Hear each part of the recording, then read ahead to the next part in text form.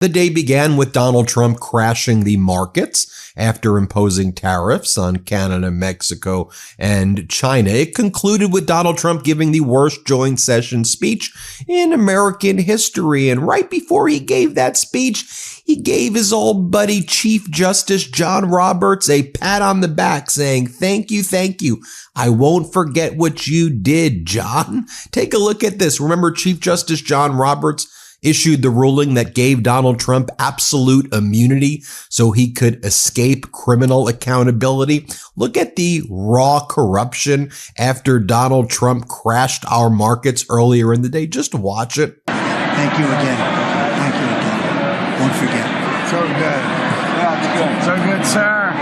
The best. Man, Chief Justice John Roberts will go down as the most pathetic Chief Justice in American history, and that's saying something. So as we said on the MeidasTouch account, is this what they all meant by the red wave? The stock market is down, or the Dow Jones is down over 2,000 points, close to 5% in the last month alone, looking awfully like Donald Trump stocks and his companies that went bankrupt. As former Congress member Adam Kinzinger, was a Republican, posted this meme: "Listen up, liberals," as Donald Trump crashes the economy. But look, listen to what the Wall Street Journal is saying. This is 4 different articles from the Wall Street Journal yesterday. Here are the headlines. How uncertainty from Trump's tariff is rippling through the economy. Trump's tariffs cause chaos in auto industry. The two-headed monster stalking the economy has a name: stagflation. Tariffs have stoked fears of a dreary combination of weak growth and inflation. You know, the Atlanta Federal Reserve believes there will be negative 3% GDP in the first quarter, when if Donald Trump just did nothing and let former President Biden's economy go on auto drive, literally do nothing, the expectation was that the growth would be 3 to 4%, not a contraction, not minus 3 to 4%. Oh, and here's the other headline from the Wall Street Journal from yesterday. This is a Murdoch-owned property. This tilts conservative. Tariff war risks sinking world into Great Depression. International Chamber of Commerce warns the world economy could face crash similar to the Great Depression of the 1930s. And by the way, it wasn't like Donald Trump assuaged the fears last night. He said tariffs, there's going to be a little bit of a disturbance. There'll be a disturbance, but we're okay with disturbances, right? Everybody's okay with disturbances. Here, play this clip. They're about protecting the soul of our country. Tariffs are about making America rich again and making America great again, and it's happening, and it will happen rather quickly. There'll be a little disturbance, but we're okay with that. It won't be much. No, you're not. Oh. Everybody's okay with disturbances. Look, we did tell you that he and Elon Musk said that they wanted to inflict hardship upon Americans. They said they wanted to break it down, kind of crash it down, and then they said they would build it back up once they took the whole system down. I mean, that's actually what they said they wanted to do. Listen to what he says here in the joint session from last night. Donald Trump says to Speaker MAGA Mike Johnson, get rid of the CHIPS Act. Get rid of anything left of the CHIPS Act. Just to remind you, the CHIPS Act was a bipartisan piece of legislation that was signed into law by former President Biden that invested over $50 billion in the semiconductor industry in the United States and created hundreds of thousands of jobs. Red states, blue states, ruby red areas led to a manufacturing boom that Trump is destroying. Listen to him. Listen to him. You should get rid of the CHIP Act, and whatever's left over, Mr. Speaker, you should use it to reduce debt or any other reason you want to.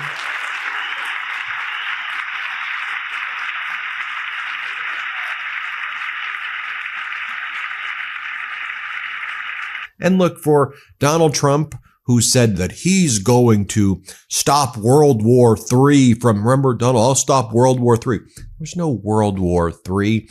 In fact, America's alliances were stronger than ever under former President Biden. NATO was stronger than ever. But now, look at what the Chinese embassy in the U.S. posted. This is the Chinese embassy in the U.S. They're seeing how weak Donald Trump is. This is their post.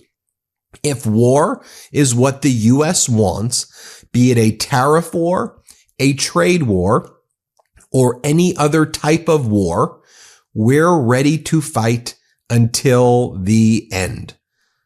That's the Chinese embassy in the U.S. saying any type of war, we're ready to fight until the end. Let's go from China.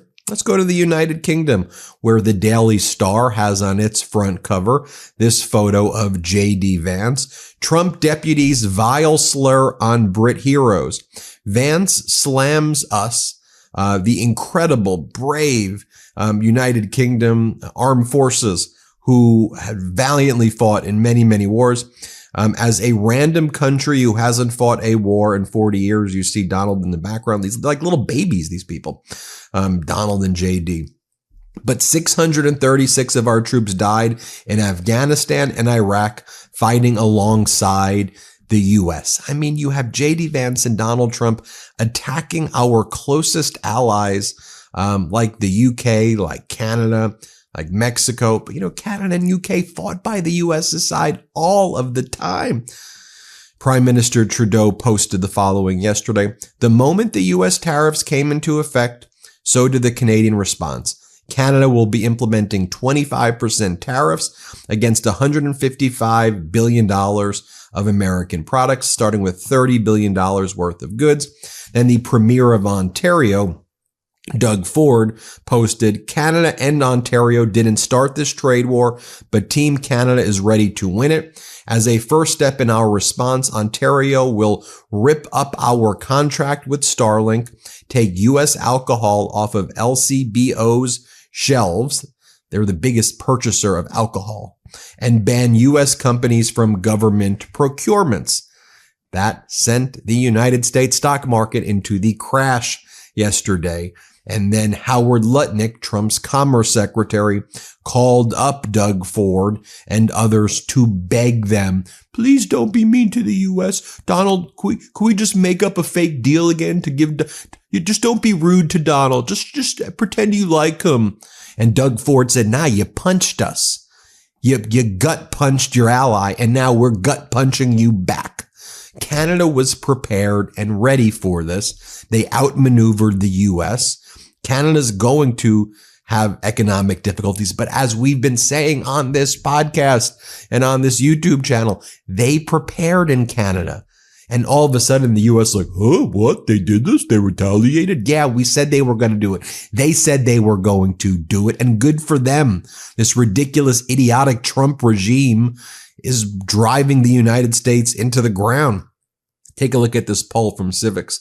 How would you rate the condition of the national economy right now?